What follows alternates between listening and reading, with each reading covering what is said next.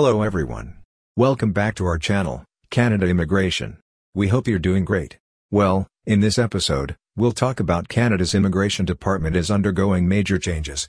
Canada, known for its welcoming approach to immigration, is now undergoing significant changes within its immigration department. These changes are poised to shape the future of immigration policies and procedures in the country, impacting both newcomers and Canadian society as a whole.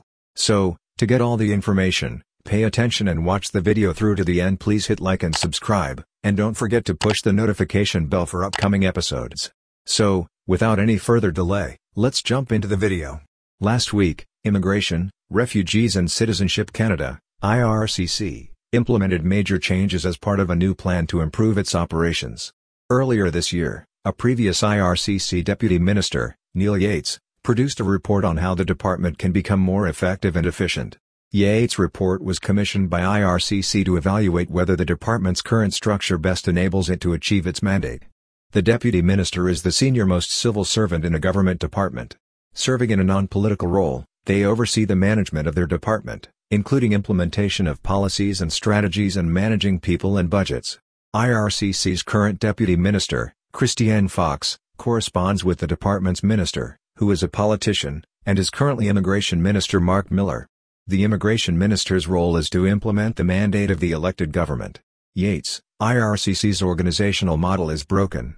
In his report, which CIC News has been able to obtain a copy of, Yates concludes the current organizational model at IRCC is broken but is being held together by the hard work and dedication of staff. He recommends a series of steps need to be taken to realign the organizational structure, including a major shift to a business line-based structure, reform the governance system, implement stronger management systems, especially planning and reporting, and facilitate the development of a culture to better support the department's goals and objectives, including consideration of an overall review of the Immigration and Refugee Protection Act and measures to better leverage the experience and expertise of diverse staff groups. Yates explains there are numerous reasons why IRCC's current model is broken, but highlights two that stand out in particular: a difficult operating environment in Canada and globally, and secondly, IRCC has grown exponentially since its current organizational structure was introduced over 20 years ago. To highlight this point, Yates notes IRCC's total workforce has grown from 5,352 employees in March 2013 to 12,949 employees as of January 2023. Fox, IRCC felt like crisis. In an interview last week with journalist Paul Wells, Fox stated the Yates Report will influence significant changes the department plans to pursue. Upon assuming her role at IRCC in July 2022, Fox explained to Wells the new job felt like crisis and that her colleagues at the department were under duress and exhausted. She concluded that departmental changes were necessary, and while she didn't want to make them immediately, she also didn't want to wait 2 years. In June 2023, Fox had a plan of action after receiving the Yates Report and consulting with public stakeholders including IRCC applicants. Since then, she has been gradually rolling out the changes. IRCC reorganized to business line model. Among the changes is that last week, the department was reorganized across the following sectors. 1. Asylum and Refugees Resettlement. 2. Citizenship and Passport. 3. Chief Financial Officer. 4. Chief Information Officer.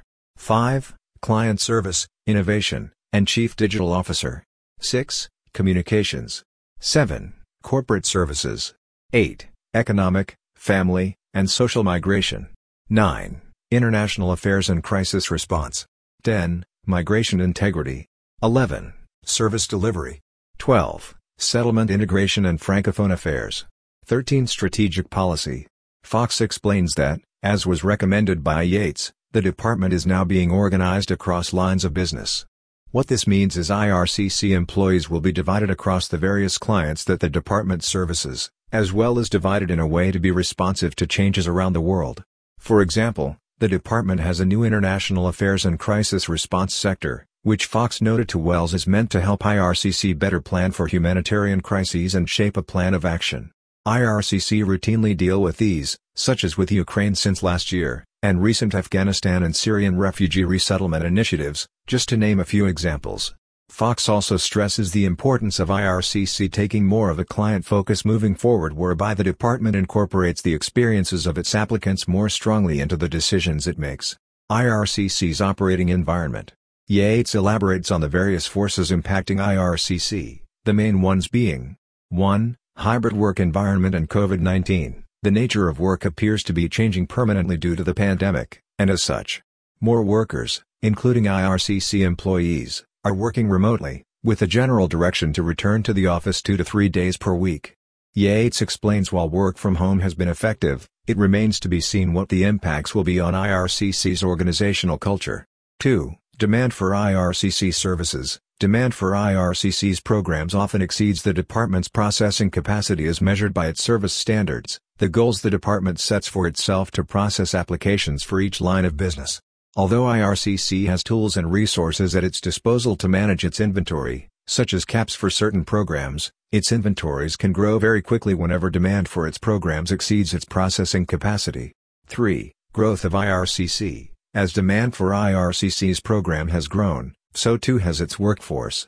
Yates characterizes its workforce as medium-sized in 2013, with 5,217 non-executive staff, which has more than doubled by 2023 to 12,721 staff. Executives at the department have grown from 135 employees in 2013 to 227 today.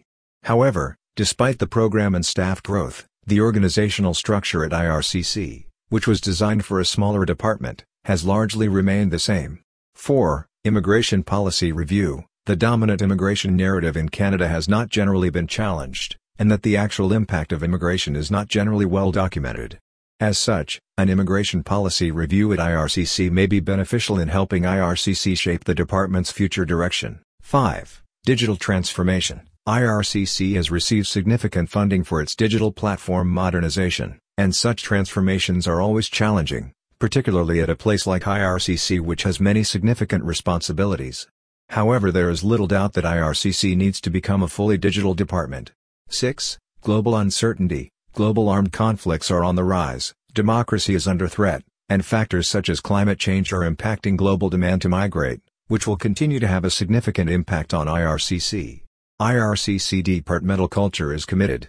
While stressing the purpose of his report is not to be critical, Yates observes IRCC currently has limited department-wide planning, lacks a multi-year strategic plan, and planning across the department is inconsistent, all of which pose a variety of challenges such as the inability to achieve the department's goals and lack of accountability among staff.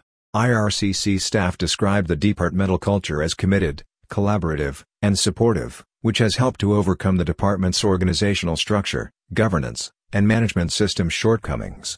Moreover, Yates pointed to a tension within the department between what he calls the IRCC school and the client service school. He observes that the Immigration and Refugee Protection Act was introduced in 2001 with a framework to exclude applicants, with many reasons listed as to why an applicant may be denied.